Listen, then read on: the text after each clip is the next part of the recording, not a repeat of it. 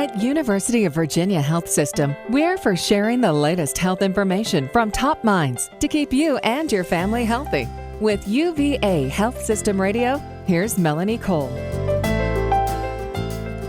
Minor infections are a normal part of childhood, but they can be puzzling and concerning for parents. My guest today is Dr. Leigh Grossman. She's the medical alumni endowed professor of pediatric infectious disease and the associate dean for international programs at the UVA School of Medicine. She's also edited and authored 5 books, including her newest book, The Parent Survival Guide to Daycare Infections.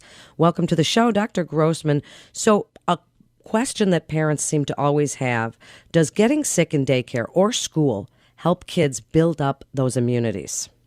It's a great first question, Melanie, and I appreciate it because I think many people who send their children off to daycare, preschool, kindergarten are very concerned that the health not only of their child but what they bring home just ratchets up immediately. And it does, in fact, because they're exposed to germs of all varieties from all the other kids they're in close contact with.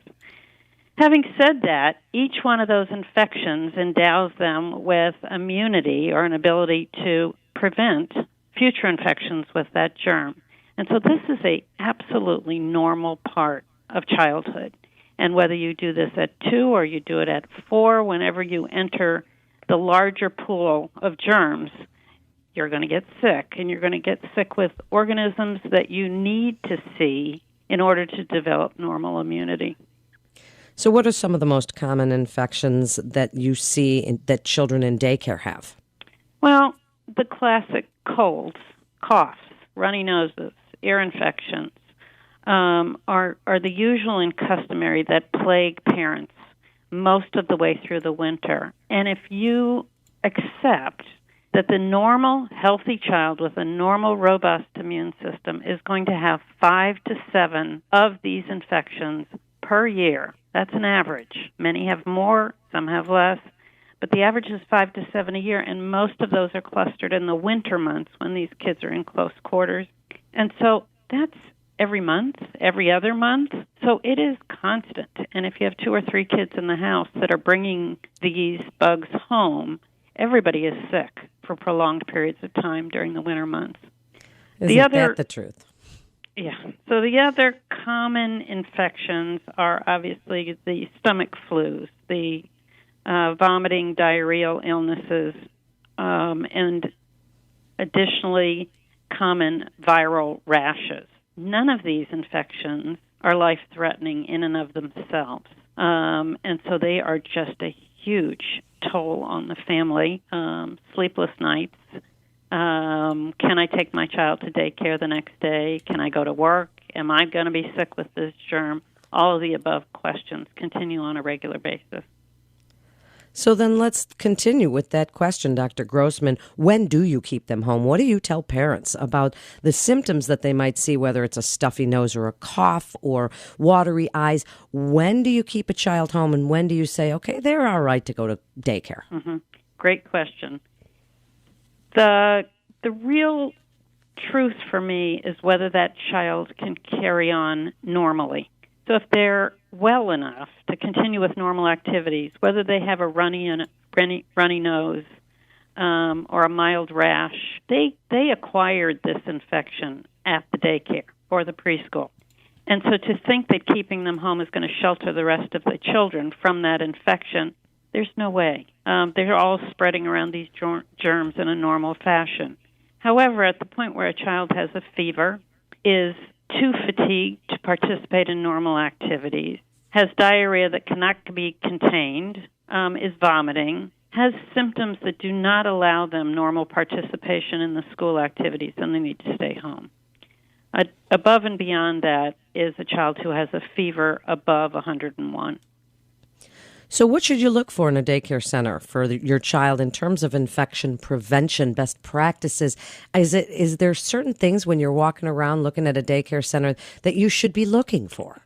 So, you at the point where you're looking for a new daycare or a daycare for your child, it's a dicey time, and you can go in and you can look at colors on the wall and great school materials and pleasant environment and wonderful, nurturing people. But from an infection control standpoint, decreasing the risk of serious infectious diseases, not the things we've been talking about previously, I am very interested in what they're doing for their infants because that's a high-risk group. And so I want to make sure that there are less than 3 or 4 children per each caretaker in the infant spaces. Are there separate rooms and caregivers for diapered and non-diapered children? They should be different caregivers. They should not all be grouped together. Are food preparation and feeding areas separated from where you change diapers? Do you have proper hand washing facilities and procedures? There should be policies on bedding and toy and play equipment cleaning. They should have policies on when children must stay home, and they must have policies on how parents are notified if their children become ill when they are at daycare. I want to know if they have a sick room for children who have minor illnesses or become sick at school until their parents can pick them up. I also want attendee policies. So I want policies for children entering that daycare center that include a healthy child or documentation of what the child has that the daycare center needs to worry about, and what are the vaccine policies for each daycare center. In addition, the personnel or staffing policies are extremely important to know that the staff is healthy and does not have a communicable disease, and staff vaccines so that the staff are also immunized against the usual childhood illnesses so they're not further spreading around illnesses. And lastly, you want pet policies because some daycare centers encourage having animals and pets in the daycare center, and you want policies to ensure that they're not spreading diseases that can be prevented. So how can one prevent infection in their children, if at all possible? And what do you think of the use of sanitizers all over the place? Do you want us teaching our children, of course, to wash our hands, Dr. Grossman, and to teach them proper hand washing? But what about using sanitizers after playing with communal toys or any of those kinds of tips? What do you think? Well, as we started, I have accepted that I am not going to prevent the usual and customary viral illnesses in this age group. And I don't really want to because I do want to boost their immunity with these illnesses, as unpleasant and difficult as they are to manage for the parents of this age child. Having said that, the organisms that I would like to decrease the spread of are things like strep throat, which we can treat with antibiotics, but if we could decrease the amount of that, and that requires sanitizing the common use tables and using hand sanitizers after or before eating. You cannot stop a child from touching their eyes, their nose, their face in the way you might be able to educate adults. And so I think the hand sanitizers in this setting would be before eating and before and after using the bathroom. In just the last few minutes, tell us about your book, The Parent Survival Guide to Daycare Infections.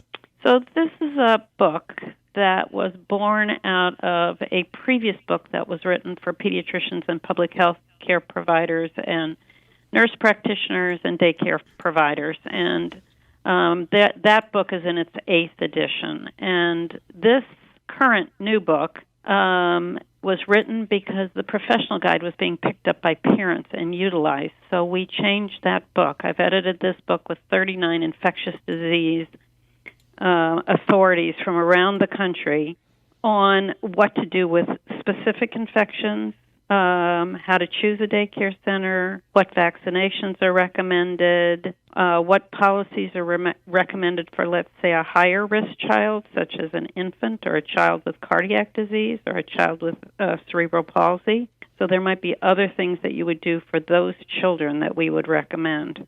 So it is a reference guide, hopefully user-friendly. It's just out, and so we don't have too much feedback yet, but I'm looking forward to seeing parents' response to this new book. And where can they find it? On the web, and it's the Parent Survival Guide to Daycare Infections. Amazon has it online. Thank you so much for being with us today, Dr. Grossman. It's such great advice for parents, and the book is called The Parent Survival Guide to Daycare Infections by Dr. Leigh Grossman. And you're listening to UVA Health Systems Radio, and for more information, you can go to uvahealth.com. That's uvahealth.com. This is Melanie Cole. Thanks so much for listening.